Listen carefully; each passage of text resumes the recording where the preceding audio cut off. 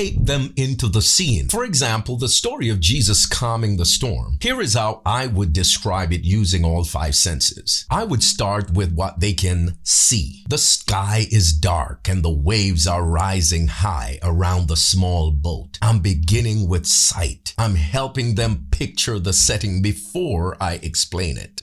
Then number two, I might add what they can hear. The wind is howling and the water is crashing hard against the wood.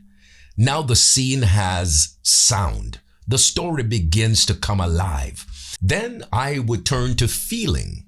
Show what the disciples were feeling so the listeners can feel it as well. Their hands are gripping the boat. Their bodies are tired. Their clothes are soaked and they are cold. See, touch and movement now make the danger more dramatic and it's more real. So your listeners are beginning to sense the fear. They're starting to feel it. Next, I would describe the smell.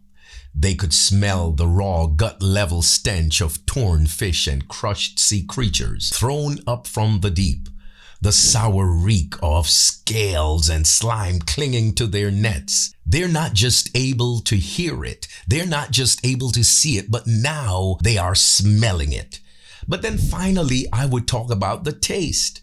As the waves splashed into their faces, they could taste the sharp salt water on their lips, gritty and bitter, burning slightly in their mouths as it ran down their faces. Now the storm is not only seen and heard, it is tasted. It feels even more intense and personal. And see, when you describe a story this way, people enter the text. They do not just hear about it, they feel it, and they are in it.